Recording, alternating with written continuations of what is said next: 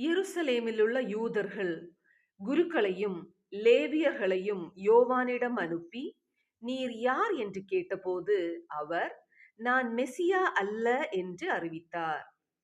இதை அவர் வெளிப்படையாக கூறி மறுக்காமல் ஒப்புக்கொண்டார். அப்போது, அப்படியானால் நீர் எலியாவோ என்று அவர்கள் கேட்க, அவர், நான் அல்ல என்றார். நீர்தாம் வரவேண்டிய இறைவாக்கினரா என்று கேட்டபோதும் அவர் இல்லை என்று மறுமொழி கூறினார். அவர்கள் அவரிடம், நீர் யார்?